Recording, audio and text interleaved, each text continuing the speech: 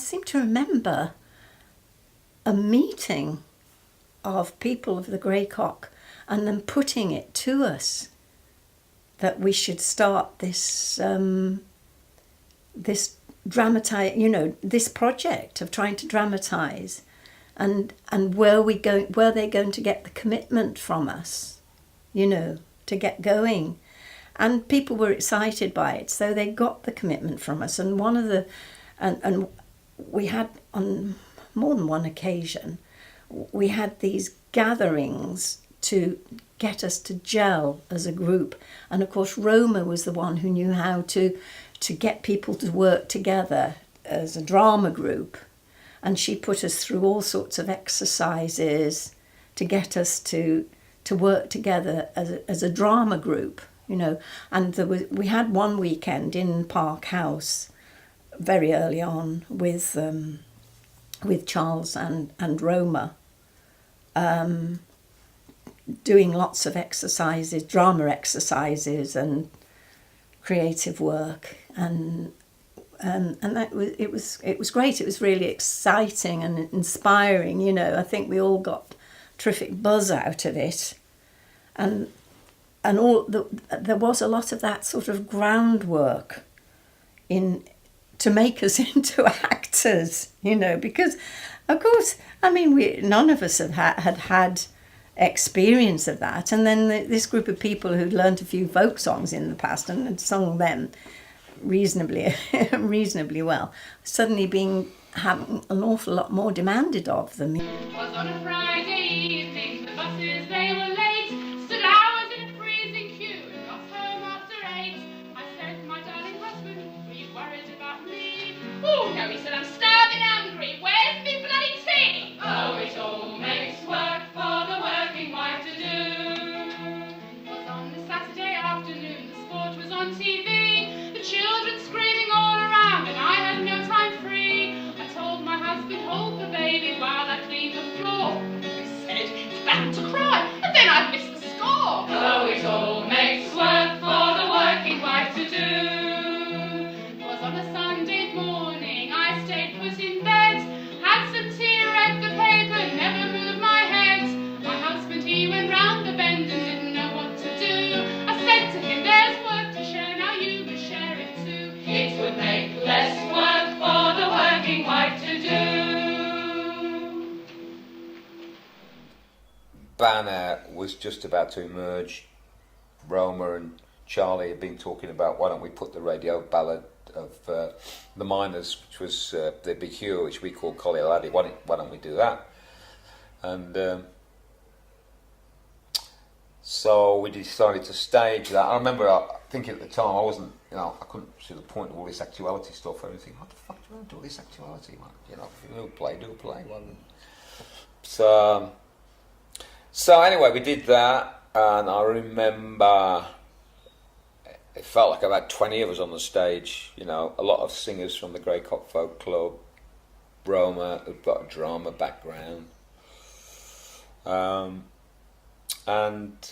we did the first performance at the BMI and invited a load of miners that Charlie had interviewed for the radio ballads, I think mainly from South Wales, and they really loved it. I still remember this one guy said, it was like looking at your life down a telescope or a long tube. I can't quite remember what the word was now, just like looking back on your life. Sort of an idea of giving you a reflection of your life.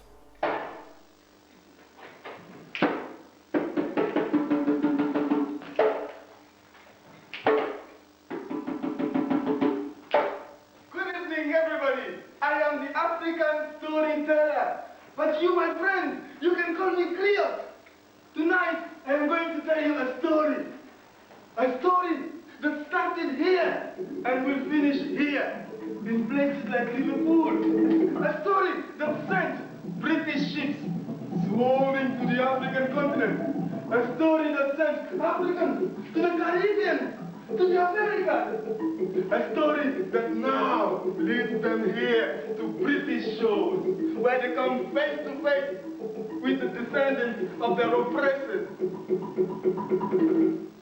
I live in Liverpool. I live in the Ivory Coast. I'm an ordinary person.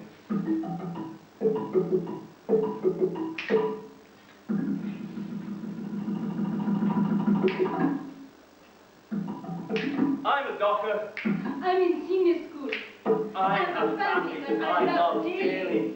I need to work to make a living. Get an education, build my nation, make our lives better. I've never met him, I've never met her. but it's a small world. We're not so different. What? Not so different? Africa, Europe, Asia. So many traditions linked.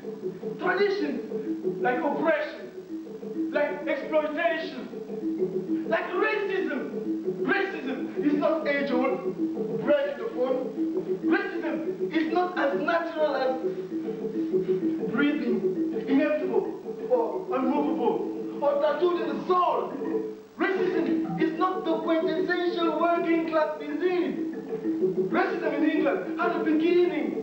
It had a purpose. Blacks were people until they became money. Anything to say? Yes, sir, mate, I don't know nothing about slavery, and I don't think I'm a racist. It's not my fault. That was before my day. I'm a docker. We work hard. We struggle. We've always struggled. What? Fucking slave ships, Liverpool, London, Bristol, England, slave traders to the world, black money, engine of the Industrial Revolution. That's what made Britain great. Backbone of colonial power. We still live with the legacy. But we live with the cuts, Tory cuts. They nearly smashed our community. They locked us out of our jobs. We had to stand up. We had to be strong.